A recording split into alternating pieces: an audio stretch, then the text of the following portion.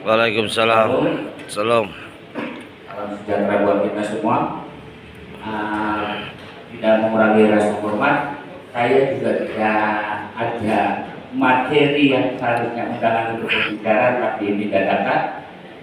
Mau tidak mau, tetap harus menyampaikan, tetap harus siap apapun dibutuhkan. Satu hal yang saya sampaikan juga, saat ini posisi saya masih diajukan menjadi staf ahli.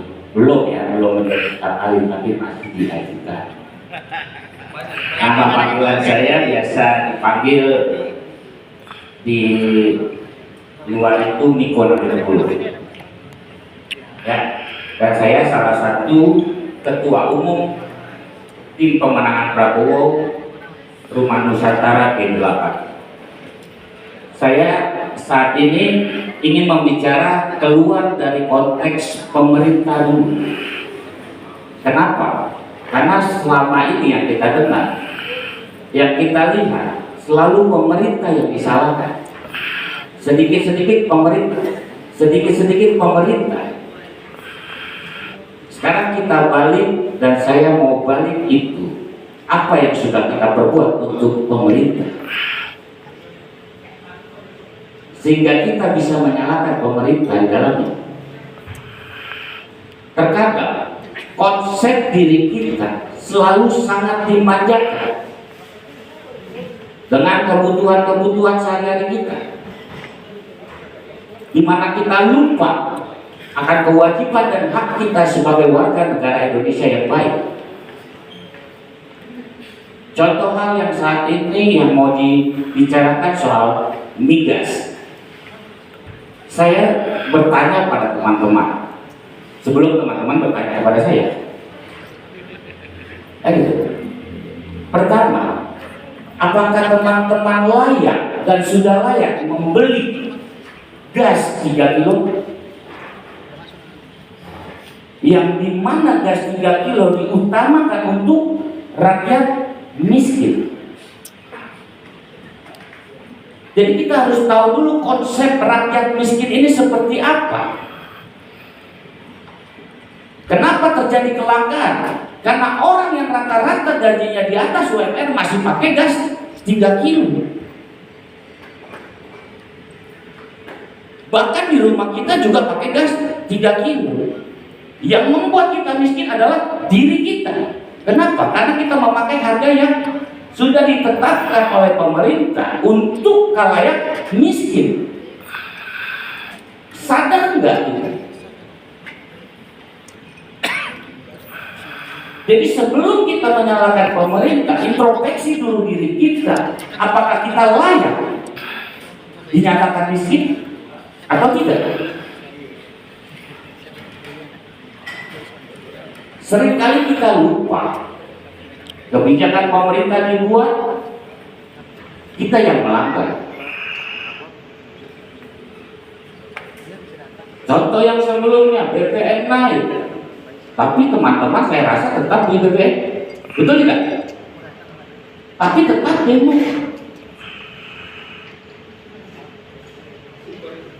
Kenapa? Karena kita rakyat Indonesia belum siap untuk menjadi rakyat yang maju. Selalu mau ingin menjadi rakyat yang terkebelakang. Gaji kurang, demo. Betul tidak? Nilai kurang, demo. Betul tidak?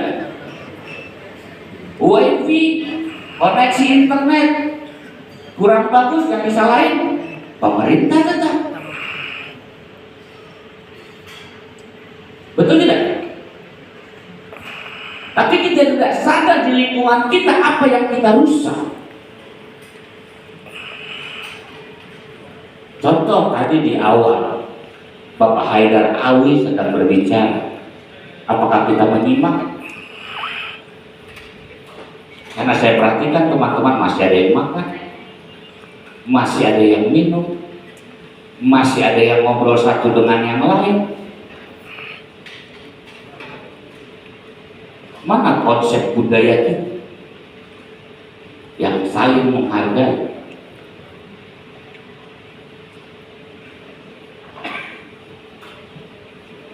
Coba kita introspeksi dulu sebelum kita mengintrospeksi pemerintah soal kelangkaan minyak dan gas. Memang benar, negara kita, bangsa yang kaya. Benar. Kembali lagi bertanya, apa yang sudah kita perbuat untuk bangsa yang kaya ini sebagai generasi-generasi penerus? Apa yang sudah kita lakukan? Kuliah masih dibiayain orang tua. Cuci baju masih pakai laundry.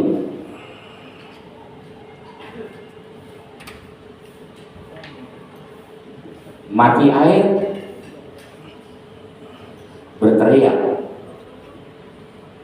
Ada minus plus pemerintah, betul. Kebijakan-kebijakan kepemimpinan pemerintah pasti ada yang salah, betul.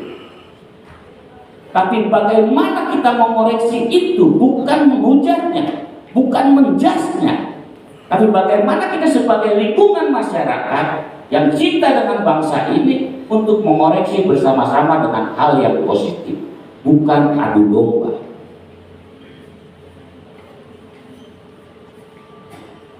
Manusia tempatnya salah, betul tidak?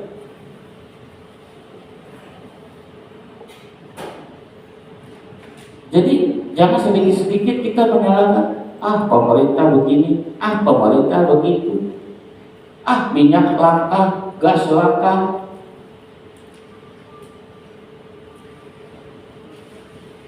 Ingat teman-teman, di pedalaman sana yang tidak tahu internet, dengan adanya aksi-aksi, dengan adanya pemberitaan-pemberitaan, dengan adanya teman-teman PKL ke daerah-daerah terpencil, mereka akan mengenal dunia luar. Itu yang kita berikan hal positif, bukan menghujat pemerintah, tapi bagaimana kita memberikan aspirasi, support positif kepada pemerintah itu sendiri. Terkadang saya bingung sama teman-teman yang demo, suka demo, selalu ke DPR dan istana. Sedangkan kita punya DPD, Pak. Kita punya MPR, Pak. Dan belum pernah saya dengar dari 98 DPD MPR di demo. Sedangkan DPD terbentuk untuk daerah, perwakilan daerah. Kenapa selalu meloncat ke DPR? Kenapa selalu meloncat ke istana? Fungsinya DPD MPR mana, Pak? Jadi kita harus tahu konteks, tahu arah. Yang salah Menteri SDM, yang di demo DPR, yang di demo istana. Kan lucu. Yang mengambil kebijakan Menteri SDM soal minyak dan gas. Yang kalian salahin apa? Presiden, wakil presiden, anggota dewan. Betul nggak? Dulu kami simpel, Pak. Pemerintahan instansinya kami demo tidak ditanggapi, rumah dinasnya kami demo, Pak. Mau ngomong apa? Karena kita mau ingin jawaban pasti, bukan meraba. Ini terkadang teman-teman sudah luar konteks.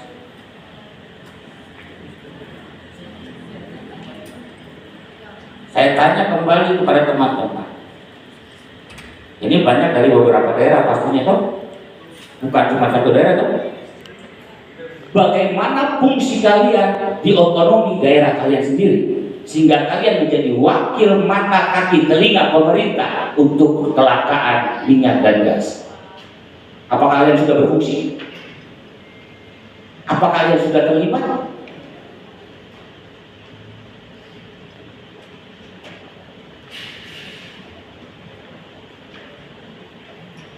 Mungkin saya tidak berpanjang lebar karena saya juga bukan sebagai pemateri, hanya menyampaikan sebuah inspirasi agar teman-teman bisa berpikir berbalik, jangan hanya menyalahkan pemerintah, tapi coba kita introspeksi diri kita, apa yang sudah kita lakukan dan apa yang sudah kita berikan kepada negara dan bangsa yang kita cintai. Terima kasih. Wassalamualaikum warahmatullahi wabarakatuh. Ya, oke. Pemateri selanjutnya Bapak Muhammad Miko, SK Muhalli, ahli. Bapak Muhammad Mansur.